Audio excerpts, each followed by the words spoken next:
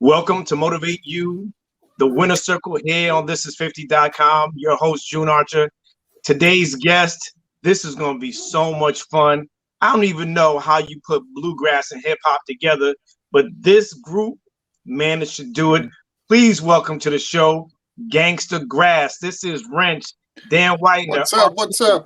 Reason, Dolio the Sleuth, and Brian Farrell. Welcome to the show. Yeah. What's going on, man? How you doing? What's up? Guys, it is a pleasure and an honor to have you guys here. I just want to see where we're going with this. Like Wrench, you were the guy to put 1 + 1 together, and you came out with bluegrass and GangstaGrass with hip hop. How in the world did you even fathom putting these two genres together to create magic? That's right. My official title is Mastermind, and I just did it by doing what I felt like doing. I just, my influences coming out when I was producing beats for MCs here in Brooklyn. And I always just really thought it'd sound great to have a fiddle and some banjo on there, and had to start experimenting with it. So I was putting country and hip hop together for a long time, just because that's what I hear in my imagination. And to me, it feels natural. So I just let that come out and be what it is. And it took off. Now, let me ask you this. For some people who may not understand, bluegrass is not really country, right? And then when you put the two together, it's not really hip hop. Like, explain to us what bluegrass is. Danjo, tell us about bluegrass. I'm so ready for this. Yeah, you're right, and I'm glad that you said that, because it's not really country.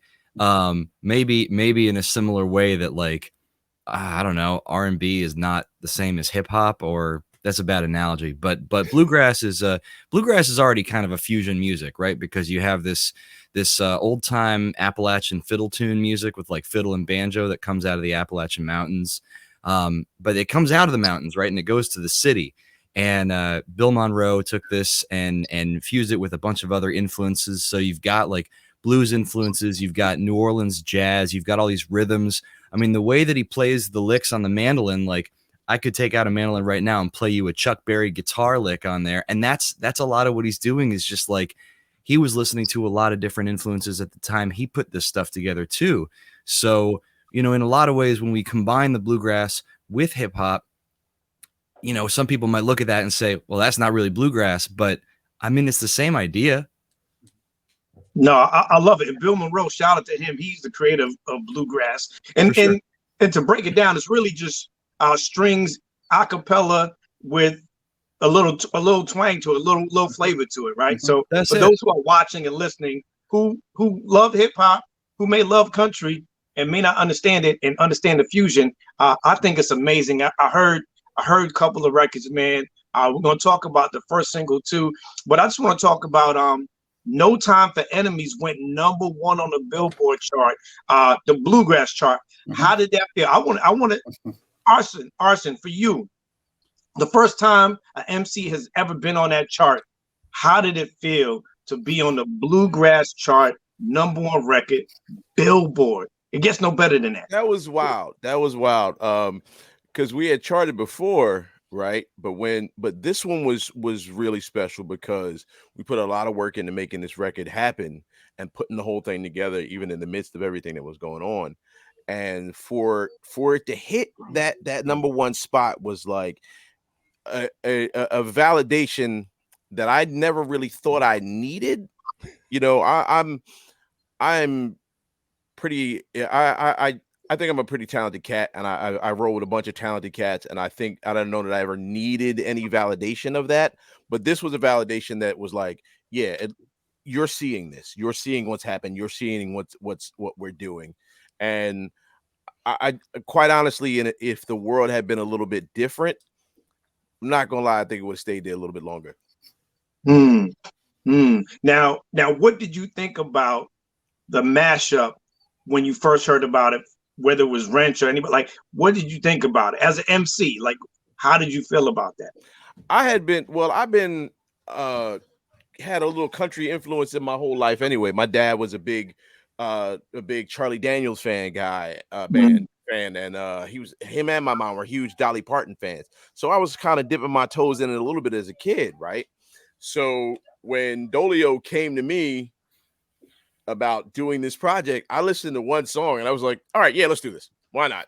I always tell the story. I met Wrench on a Wednesday night here in Philly. We did a show in Philly, and I got in a van with him with the guys that were in the band at the time. We drove down to North Carolina. Now I'm a fairly big, and that was it. That was it. That was it. That was it.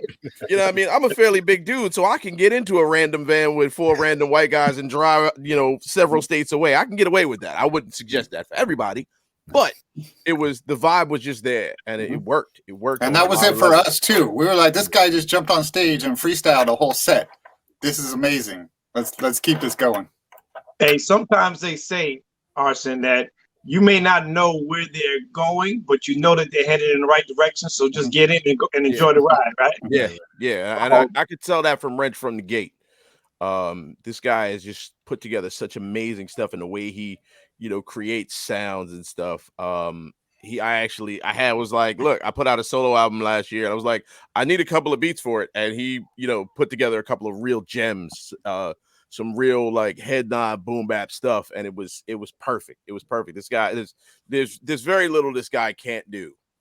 So, going into it, I was like, all right, yeah, let's make it happen. And this isn't the first time you guys had success, right?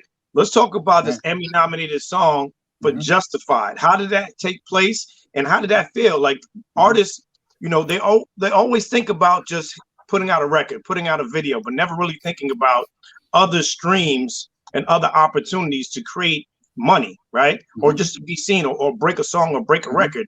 How did that come to place? That was a real cool chain of events in terms of we put out an initial idea of GangstaGrass and put that up for free download, and that really took off. It got blogged about and everything, lots of downloads. And it was people at the FX promotions department that came across that one. They were trying to find music for an ad for this new show they were putting out that had a U.S. Marshal in Kentucky, so it was kind of Appalachian, but also kind of city and kind of badass. And I think they might have even just Googled Bluegrass hip hop, and GangstaGrass comes out at the top of that. So I got a call from them saying, we're looking for the guy that made this GangstaGrass stuff, and I said, let's do it. So we licensed the track to be in that commercial, and when the producers of the show saw the commercial they were working on, they said, that's what we need for the theme song. And so I got another call that said, hey, bring us something like this for a theme song. And it was really the perfect opportunity for GangstaGrass, because that way people just got 30 seconds of GangstaGrass every week on their TV, and they could hear it and say, oh, what is this? This is cool. Because a lot of times if we're trying to promote what we do and we go out there and we say, hey, we're combining bluegrass and hip hop, people imagine something really bad and they run in the other direction. So just trying to describe it with words is not the best promotion for us, but having it pop up on people's TV so that they can hear it first, that's the perfect promotion for us. Take me through the creative process of coming up with a record in the studio or an idea. Like, what comes first? Is it the beat?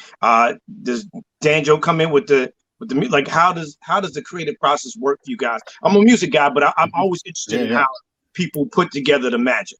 Yeah. Well, the cool thing for me as a producer is we can go from any direction on this, and we come out with different feels depending on whether we start out with the fiddle and banjo playing an old traditional and then put a beat to that and have the MCs write to it. And other times I might start out with a verse that somebody did that I like and making a beat, and then we figure out a bluegrass lick to go on top of that. And those give you different feels depending on which one kind of starts it off. You might feel with as more of a bluegrass jam with raps and a beat, or you might feel more of a loops-based, samples-based thing where things are looping, and that gives it a different feel. So our albums have a lot of different combinations of the way that you can make this. Yeah. Sometimes they come up from just us hanging out and jamming. We just messing around, just all of a sudden, wait a minute, do that again. And next thing I know, we got something popping. It's true. And then this year is a little bit different because we've all been, in individual places, but thankfully, we all got little home studio set up so we can, come up with an idea, record it, put it over somebody else's idea. And Dolio's a producer too. Dolio's actually a DJ as well. So we've all got, all this different influence and creative approach. Dolio, for you, being in this situation where you guys haven't been on the road, hopefully this thing is gonna kind of dissipate soon. We're getting ready to open things up slowly but surely. Like, how does it feel to just have all this energy over the past 12 months? You guys haven't been on the road and getting excited about getting back on the road and performing live and giving people that energy that you guys bring to the stage. It's tough because that's where GangstaGrass really gets the connection, is like when we do the shows and being like present in front of the audience is where that energy exchange happens. It's like hard to you start building all this up. But the other thing is that we've been focusing and channeling it into creating more stuff in anticipation of when things open up. So it's like when things open back up, you need to oil your hips because we're gonna wear them out. So do you take country samples and scratch them, or do you take any samples and scratch them? So No, I mean, it may sound ignorant, but I want to know. I'm trying to learn. Well, no, I mean in the crew, I'm an MC, so we have Lacey T doing most of the cuts and scratches on that, but she does mostly with like sounds and acapellas and stuff, because she keeps it hip hop. Right. So it's more like just the synthesis of the two. Because the stuff we write about it's not like we sit down and write about country stuff. It might happen to be some country allusions to it because I'm country. I'm from the South, but hood stuff happens in the country.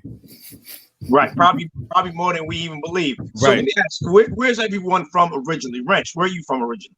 I grew up in California, and now I'm in Brooklyn. Danjo, for you? Yeah, I was born and raised in Washington, D.C. My parents are from the Midwest, which is why I talk the way that I talk. And then I live in New Jersey these days. Dolio, you? I'm from Pensacola, Florida, and I live in Philadelphia now. Arson? I am 215 Philadelphia from day one. I live in the house where I was raised. Like it's 100%. Philadelphia life. Yes, indeed. Mm-hmm. What is your favorite part of creating music for what you guys are doing? Like, what is your favorite piece? You guys bring something different to the table, but in terms of GangstaGrass, what is it that you love about GangstaGrass? I would say being able to reach people that ordinarily the music that I make wouldn't reach. Right. So being on stage at a festival somewhere in the Midwest and, really connecting with one person in the crowd off of a bar, and that, like, when you spit it, they get it. And they're like, oh, that's the boy just said, oh, that's hot. That, for me, that's my favorite part of it. Really being able to hit somebody with something that they would have never found without us. That's my thing. Really being able to get people in with different connections, different parts of life that they never even considered unless they had encountered us. Now, after you guys have performed live, right? Do you ever have the opportunity to go out into the audience and kind of get a feel, as you're shaking hands and kissing babies? What is some of the feedback that you've gotten from people who came to hear hip hop, or they came to hear bluegrass, and kind of getting their thoughts in terms of how their mindset was changed after watching you guys perform? Well, a lot of times it's like we get the fan base of folks that they're like, I never liked hip hop, and I came here and I'm changed. Like, I gotta have this. And and we get the other side of the flip side is like folks like, yeah, I didn't know anything about bluegrass, but now I'm thinking banjos. And then we also get this weird intersection of people who don't like either. They're That's like, I don't right. like bluegrass, I don't like hip hop, but for some reason I love y'all. Mm-hmm. That's kind of dope, man, because that says something, right? Yeah. There's a need, right? There's a gap, and what I'm coming to find out is, like the symphony orchestra, that audience is dying out, right? They're getting older. So how do you introduce more people to that? I don't know where bluegrass is, right? But when you merge two different genres together to create something, and you guys have had magic doing this, I enjoy it. I'm a hip hop head. I love country music. Never thought about bluegrass and hip hop merging together. But I can tell you something. You guys are on to something. You guys are going to be doing something magical. I'm excited. Let's talk about this new song, man. Well, I wanted to say that what you were just saying is another thing that we experience when we go out, is that there's a lot of people also that already like both, and they just haven't had the chance to see that yet. And we do go out and talk to people after each show. We're always down to go out and kiss some hands and shake some babies, and we hear from a lot of people that are like, "Hey, I've been listening to all this different stuff, and now I finally have a chance to hear it coming together." And I think we've been given an illusion that everything is so separated, that we think that there's just a hip hop crowd and just a country crowd and just a pop crowd. And really, like, the truth is, a lot of people are out there with all kinds of stuff on their playlists, mixing it up. And they all come to our shows too. Like, that's the thing. We have all those conversations at the same show. All the people that don't like hip hop, that don't like bluegrass, whatever, they all show up. So they're talking to us, which is great, but they're also talking to each other, which is unusual. Yeah. I mean, plus we've been able to touch different types of audiences when it comes to it, because, you know, people usually associate, you know, I guess the genre hip hop with, like, you know, more adult material than we would be family friendly, but we rock family friendly crowds. People bring their babies, their grandparents to the shows. But we also can work blue, which is what we'll do in like nightclubs and those type of festivals and stuff. Let's talk about this new single, Pie Day. What was the inspiration behind it, and how excited are you guys? Just came out. How you guys feeling about the song? I dig it. We're all a bunch of nerds. Yeah. So yeah, pretty much. That and Mars. Yeah, it came out of a conversation that we had about trying to do some songs, you know, related to holidays or events coming up. And the funny thing was that the Pie Day came up, and we all knew about that, and we thought, hey, this is something we could tap into that we all appreciate. And it has really gone places that we didn't even expect when we made the song, for sure. Like what Like places? Mars. Like Mars. For you, Wrench, you said you're a hip hop head. What were some of your influences growing up when it came to hip hop? When I was in around third grade was when things really exploded for hip hop across the country, in terms of like the breaking movies coming out and Beat Street and all that kind of stuff. So I had my parachute pants, putting down cardboard to do my backspins to all that stuff. And then when Run DMC came along, that was really the bridge to really listening, like even without breakdancing or anything, to just like listening to the rhymes and the beats and stuff. And so I had a lot of that going on. Rockbox from Run DMC and the whole Raising Hell album, and the Beastie Boys came out. And then just following from there, keeping along with it, I was in Southern California. Cypress Hill came out in the early 90s. That first Cypress Hill album, I just wore that CD out listening to it. And how have you guys incorporated, and feel free to jump in, how have you incorporated that background and being as transparent as you could be to create the music and the songs that we are hearing from GangstaGrass? Well, I'll say this, for me, my brother put me on when I was really, really young. We had all the original Sugar Hill records and stuff.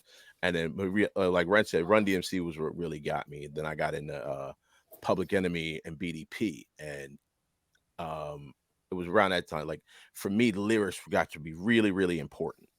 And so, when I'm writing now, I want the things that I write and the things that I record, the stuff that I'm spitting, to affect new listeners the way that stuff affected me. Right? I wanted to stick in your head, and for you to think about it years later, like, oh, yo, the boss said, and then go back and listen to it and pick up something new from it.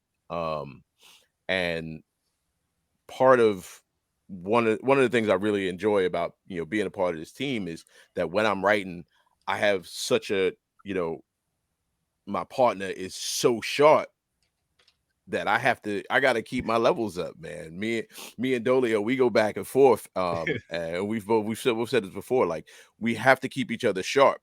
Because, the last thing you want to do is get really outshined on the track. And it's happened. Right. I don't mind that it happens. That's my man. I appreciate that it happens. And don't get it twisted. I'm not gonna let this slide.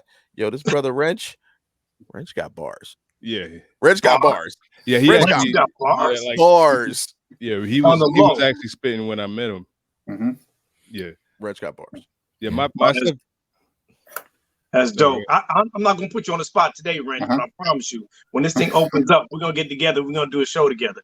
I've been playing this game, man, called University of Dope, and now you know what? I think it's only right, man, that we, get that bluegrass flavor in your ear and play University of Dope. Popular opinions are welcome. This is all fun. We're having fun, and let's do it. We're gonna play University of Dope with GangstaGrass. Yes. So here we go, gentlemen. Here's a question: most influential rap song of all time. Is it A, The Message, Grandmaster Flash and the Furious Five? Is it B, Rapper's Delight, Sugar Hill Gang? Is it C, Planet Rock, Africa Bambaataa and the Soul Sonic Force? Or is it Sucker MC's Run DMC? Wrench, how about you, Wrench? In terms of being influential, I would probably go with Rapper's Delight in terms of just how popular that became and how much that was a lot of people's first exposure to hip hop and kind of set the template there for putting out hip hop to a radio audience. All right, Danjo. Yeah, I have to agree with that.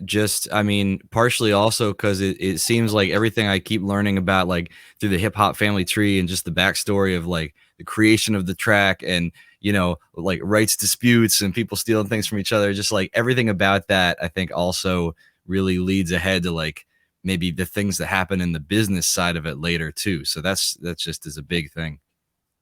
Arson.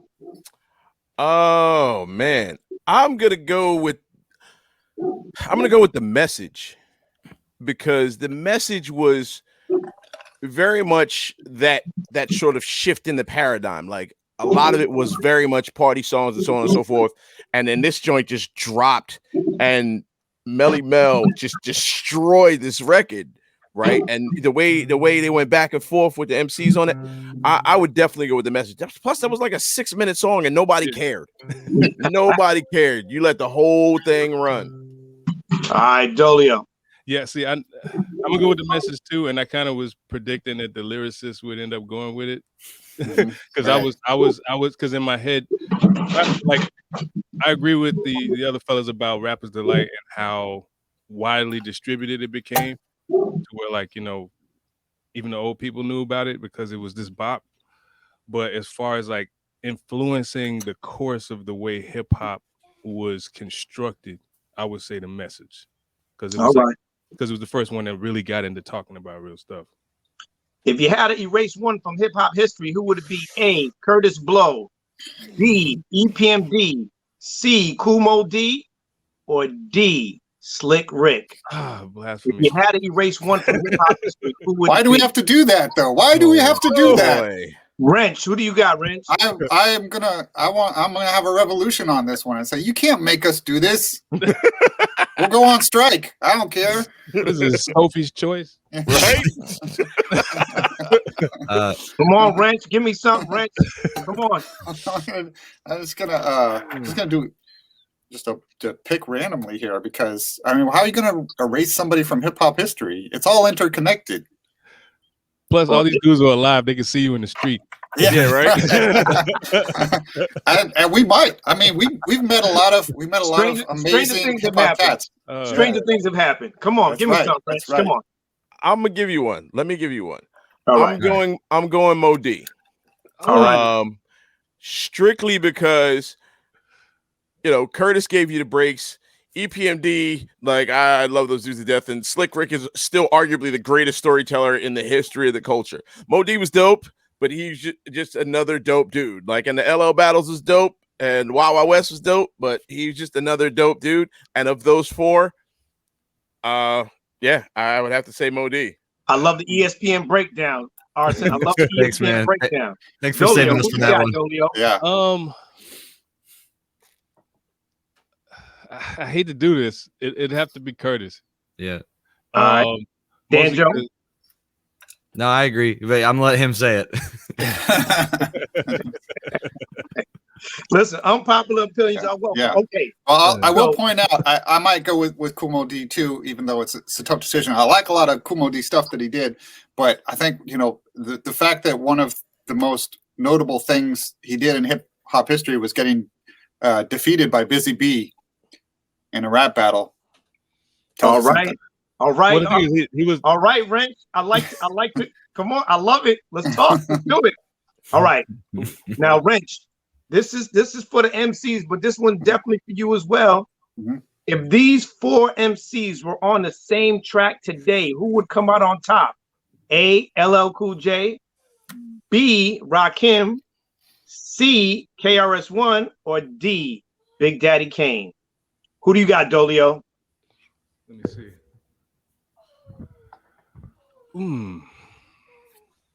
I would say Big Daddy Kane. All right, Arson. I'm going Chris. Chris has always been one of my favorite MCs, and I think the main reason is because Chris live, that dude is untouchable. It's not even fair. I love Rakim. I'm with Arson just on the power of delivery alone. So, Wrench. Yeah, for me, right away, it came down to almost a tie between KRS and Rakim, because the artistry of both of them is just so top notch that I think it's just like goes on a legacy. But I'll go with KRS too, because yeah, he's still really ripping it up. If he was on a track today, he would still kill it. Yeah. All right. If someone wanted to experience hip hop for the first time, what album would you give them? A, Low End Theory, Tribe Called Quest. B, Enter the Wu-Tang Clan, 36 Chambers. C, Straight Outta Compton, NWA. Or D, Paid in Full, Eric B. and Rakim. Wrench.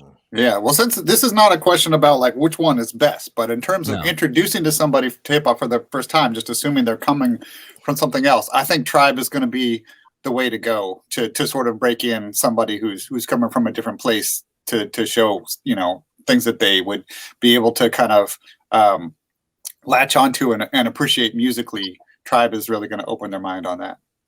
Danjo. That's interesting because I would have said C again, just because I feel like if you're coming to it from literally no experience, you're going to want to understand the stuff that gets referenced the most. Like it might be sort of an obvious pick, but I just feel like you hear that and instantly you're going to understand a lot of what people are talking about when they're talking about hip hop.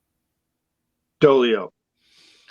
I would go with Low End Theory too, because it had a whole lot of sampling on it from very, very different sources. So just like Wrench was saying, like if you're coming from another genre and you've never been exposed to hip hop, this would be the quickest way to get them to relate, no matter what their current interest was. All right, Arson, how about you? Definitely Low End Theory, but not just for the reasons they said, but because it's got arguably the greatest posse cut of all time on it. Ooh, and tell them which one that is. Arson. Scenario, man. Like man, come on. that song just made posse cuts. Like as many great ones as there was. That one was just it was perfect. And the stories behind the recording of Scenario, some of the best stories I've ever heard. Some of the most fantastic stuff ever. Definitely. Yeah, right. definitely. So I'm on my own on this one. That's fine. I got the unpopular opinion. Can I ask, is this like maybe an adults versus kids thing, or like a subtlety and complexity? Because there's obviously a lot there. I was just thinking for your first album. Yeah, I definitely. like the way you think. I like how you guys I like the way you breaking think it on down. that though. It says a lot about you guys. You guys might have to have a group meeting after this. All right. You're stranded on a deserted island. Which album would you listen to? Black on Both Sides by Mos Def, A. B, The Miseducation of Lauryn Hill by Lauryn Hill. C, 3 Feet High and Rising, De La Soul. Or D, The Chronic, Dr. Dre. Oh. Dolio. Dolio. Wait, how long are we on the island? Yeah, right. Exactly. Let's say it's the COVID island. It's been 12 months. Oh Lord. Okay. In that case, I'd have to go with Black on Both Sides, because that album went everywhere as far as like the moods. You know, it had upbeat stuff. It had the laid back party stuff. It had the political stuff, and it had the smooth croonery that we didn't even know Mos was doing until he got into that one. All right, Arson. Ooh, that's tough. Yeah, I think I would have. You know what? I think I might go 3 Feet High and Rising. Because every time I listen to that, I catch a little bit more of what Poss and Dave was saying. Like them dudes were on all kinds of levels with that record, and it's one of those records I actually did a piece about the first time I listened to it. I was sitting on my back steps listening to that with two of my homies, and lost in so much of it that there's still parts of it that I get now. And I love Black on Both Sides, the first CD I ever bought. I would go 3 Feet High and Rising. All right, Daniel. It's a toss up for me. I haven't really listened to 3 Feet High and Rising, so I probably would be that just because I haven't. But most, yeah, I mean, I can't get tired of listening to his voice, and that's like if you really want to be listening to it a lot, it's got to be something that you can come back to a lot. All right, Wrench, how about you? Yeah, I think I'm gonna have to go that way too. Just in terms of the rhymes, most definitely. Just brings a lot more to just the complexity and the flow. There's so much to appreciate there, which is a tough call because I'm also on the producer end. The Chronic changed the game for hip hop production, and you can't mess with Dre's on the production side of that. That the sound is so good. But it's to the point, and I feel like I could listen to it for about a day, and then just like all those lead lines, and all the synth and everything, like I could get in a day of listening to that album on repeat. I might have to put it away for a while.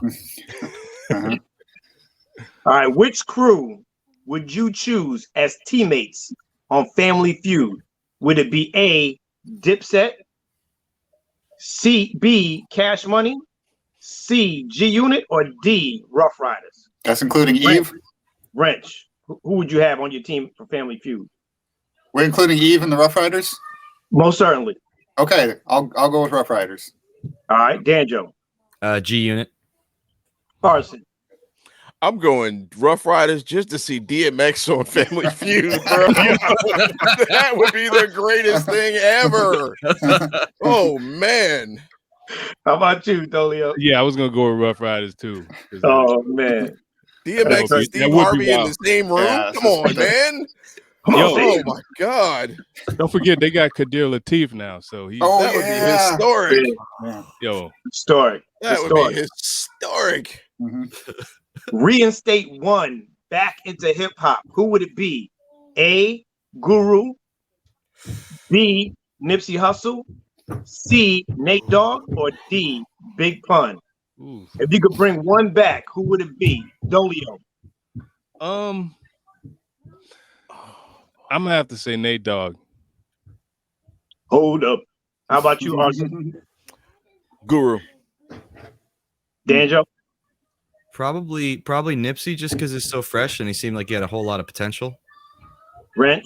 Yeah, I was gravitating towards Nipsey Hussle too because of just how much more I think was about to come from him, and just in terms of the what we might have lost by missing that. I think Guru is such a great legacy, but but we got so many great albums out of him already, and I feel like Nipsey was like just about to start putting out some legendary stuff. So I just want the chance for Nipsey to come back and keep doing what he was going to do. All right. Stay Woke, the best politically conscious song. Is it A, Fight the Power, Public Enemy, B, F the Police, NWA, C, Hip Hop by Dead Prez, or Umi Says by Mos Def and Yasmin Bey? Who do you have, Wrench? I'm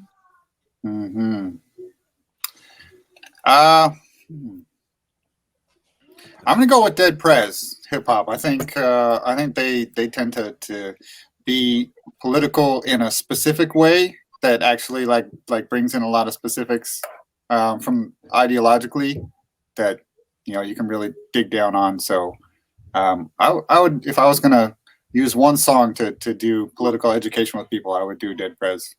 Arson? Fight the Power. Dolly. Yeah, I gotta say Fight the Power because it seemed to get more people to lace up their boots when it dropped. Danjo. I got to agree. Fight the power for the same reason that Wrench was saying, though, because I think there's that balance of there's depth to it, but it also will get you to lace up your boots. So it's true. right on that. Right. Yeah, I've got to shout him out because I feel like Chuck D was definitely part of my political education. Yeah. Shout out to Hank Shockley, Bomb Squad. What's up? Yeah, the big homie. All right, you guys are getting ready to go back on the road.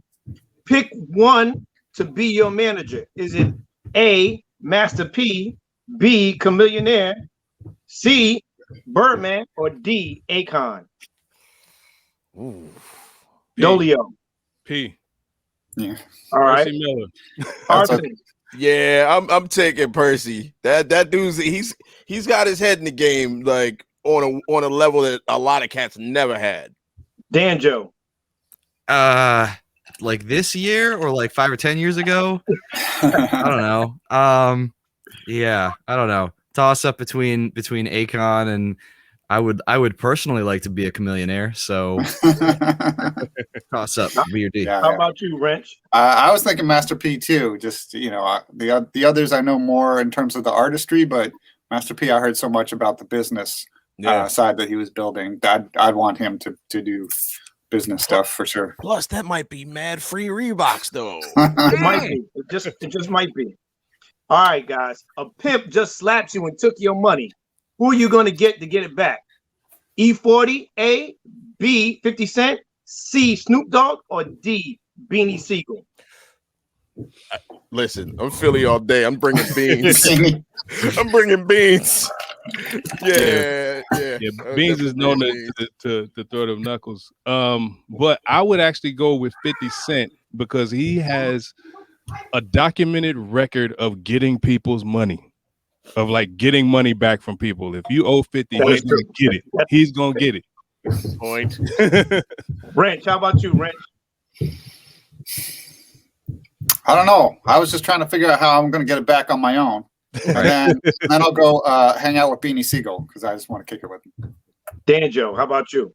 Well, I know 50's been shot and survived, but Snoop wasn't convicted, so I feel like probably a good way to go with Snoop. All right, I was thinking. I was honestly thinking E. Freddie Fox, but yeah, Freddie Fox would. Freddie Fox will get it back. If you had to erase one person from hip hop history from this list, don't do this. Don't do this. This is it, guys. These are the last two guys. Come on, let's do it. Let's do it. I'm gonna really see what you guys are made of Let's now. do it. Oh boy. Here we go, guys. Here we go. Here's the thing. I'm gonna give you the opportunity. There are two here. You can only pass once. Okay. You can only pass once. No, I want to do that question. Bring it. Come on. I love it. I love it, Arson. Here we go. Erase one person from hip hop history. Who would it be? A, Swiss Beats. B, Dr. Dre. C, Pharrell. Or D, Timbaland. All right, Arson. You stepped up. Woo! That's what you got, Arson. You know what? If you had to erase one from hip hop history, who would it be? Oh boy. I tell you what, before the Black Thought album came out, I would have said Swiss Beats, and then he murdered that Good Morning joint. So, oh boy, Timmy Pharrell. Oh goodness gracious! You can pass if you want to. No. I'm gonna take this L. I'm gonna take this L, and I'm gonna say Dre. I'm gonna say it. I like Dre. I like Dre. There are no Dre joints that I love. There's none that I love. There's a Swiss Beats joint. There's a Pharrell joint. There's a Timbaland joint. All of them that I love. I like a bunch of Dre's joints. That for me, you know, while it may ruin the career of Ice Cube a little bit, yeah, I would have to go with Dre. All right, Dolio. Wow. Sorry, Swiss. I have to say Swiss. All right. Can't do without the other three at all. All right, Danger. How about you? The bump. I got tired of that happy song. So, the happy song. If Lord. I have to erase a person to erase a song, that's how it goes. All right. Now it's playing in my head. Thank you. Got tired of those commercials. I got tired. Wrench, how about you? Yeah, we were just talking about production, the beat on Into Club, and how Cool Dre was on that, and there's a lot there. Yeah, I think I'll go with Pharrell too. I love the nerd stuff, but I think the other three have too many hip hop gems that I just wouldn't be able to part with. All right. Erase one person from hip hop history if you had to. Is it A, Nas, B, the Notorious B.I.G., C, Tupac, or D, JayZ? Oh man. Ooh. Dolio. Oh boy. That's hard, man. You said we get one. Yeah. Oh, wait. I can't We're think here of now. We might as well finish strong. Come on, Dolio. Oh man, this is hard.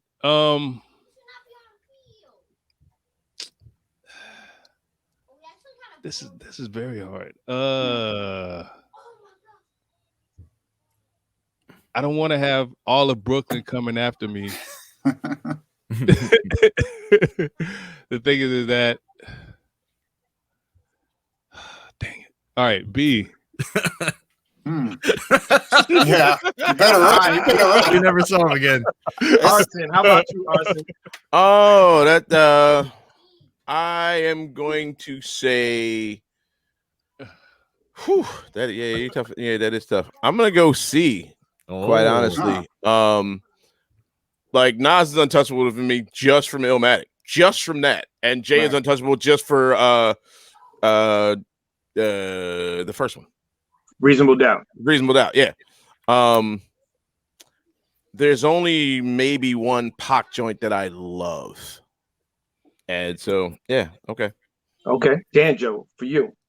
I mean, and I see why you'd say B. I see why you would. So for me, it's between I think B and D, but I gotta say JayZ, and it's just as from a musical perspective, I enjoy listening to B.I.G. Like I really enjoy it from a flow perspective and tone and everything.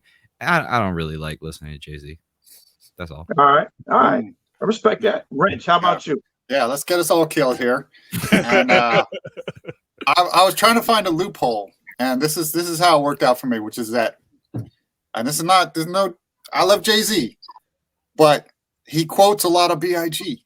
Aha. So the question was, sacrifice B.I.G. because you're getting some in the JayZ, or sacrifice JayZ because you would be getting some of that B.I.G. You know, you already got the B.I.G. and the B.I.G., which I think I will go with the original. I'm old. I come from, pre-JayZ hip hop days, so a lot of that earlier stuff is more sentimental to me, and I don't want to sacrifice Biggie.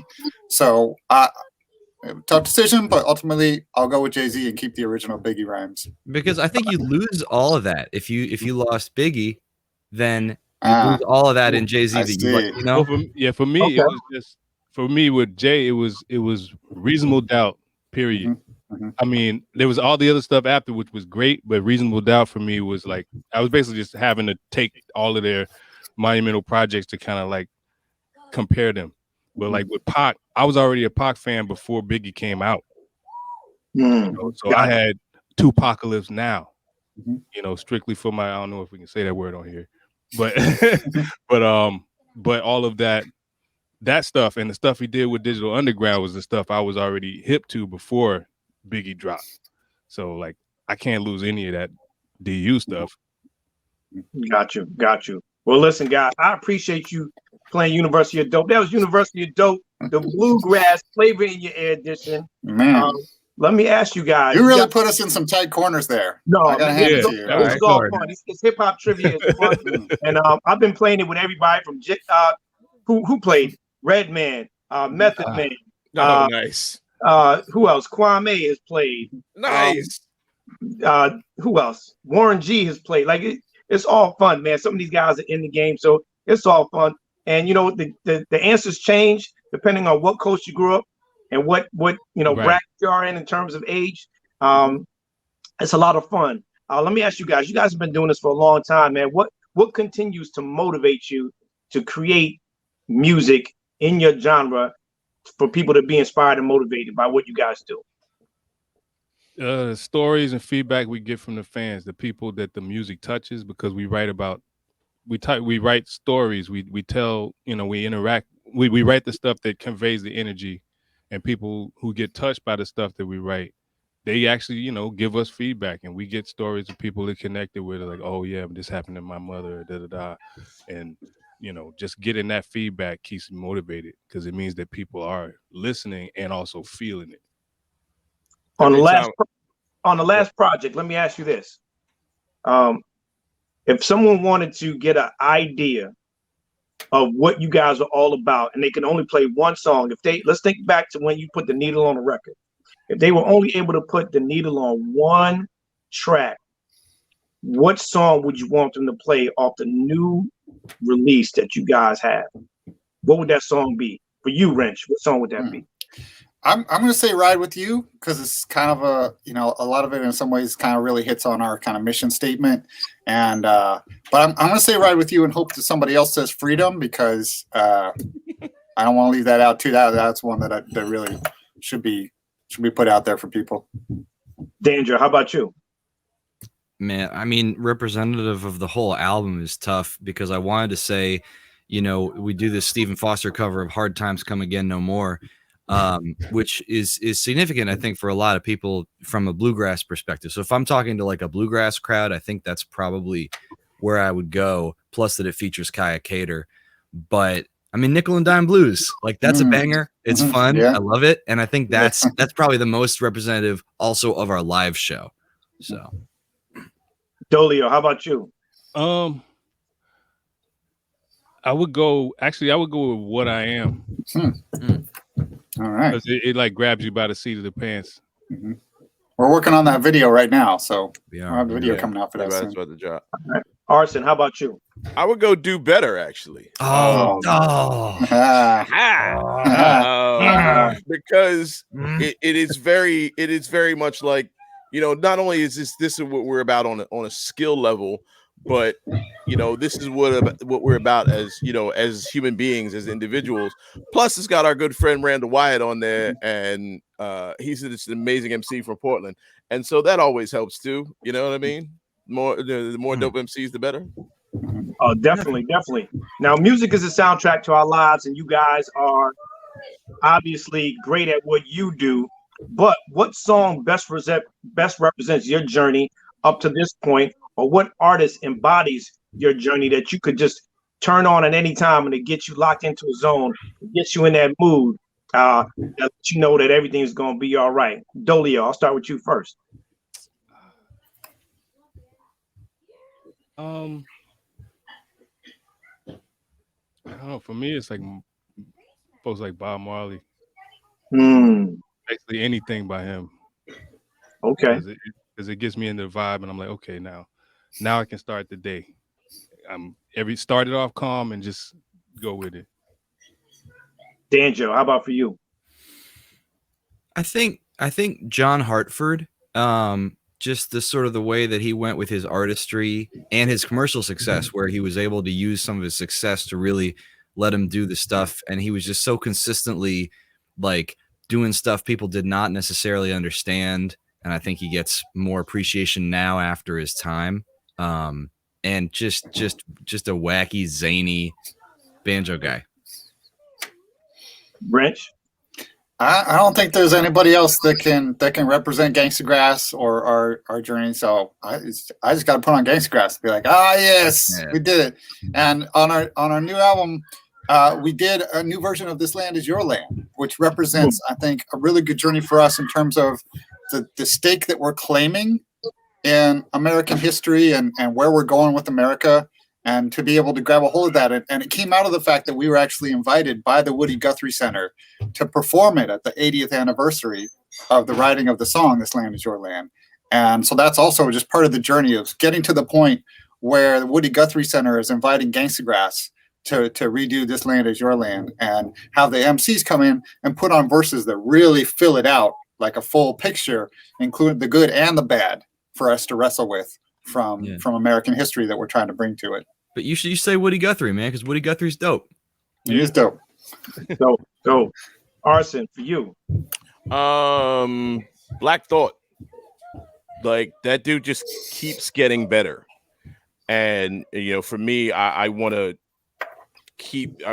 still be able to build, keep getting better with what I'm doing, and still be able to reach different people with what I'm doing, and try and get out to a broader audience while maintaining the craft of emceeing. And there's nobody even close that does it better than Black Thought. Like, Gentlemen, he makes me want to keep writing and then stop writing. No. Listen, when you have something that you could lock into it. I'm super excited, man. Guys, thank you so much, man, for spending some time. I know you guys are busy trying to get everything ready, and this Pi Day is out. Make sure you guys go get that. It is streaming everywhere. And listen, if you ever find yourself at a crossroads and you got the nickel and dime blues, throw on some GangstaGrass. I promise you. Yes. It will change your life. And we're at a time right now that we got to come together, man. As Ren said, this land is your land. This land belongs to all of us, but we got to start treating each other a little bit better and lead with love. Don't leave the opportunity unattended to tell somebody that you love them. GangstaGrass, I love y'all, man. I appreciate y'all spending your time with me today. And I'm looking forward to seeing you guys on the road. That's right. This land is your land and the world is yours. And the we world bring those yours. Together. Twism. The world is yours. Yeah. Guys, thank you so much. Like them, love them, follow them. Go out and get that song right now. Get the album. Matter of fact, get everything else that they got, because I promise you, that's right. Tell you the full story. And I promise you will be blessed because of it. That is GangstaGrass. I am June Archer. This is Motivate You, the Winner Circle on thisis50.com. Thank y'all so much for tuning in. God bless y'all. Like it, love it, share it. Be good to one another. And see you next time. Thank you. Peace.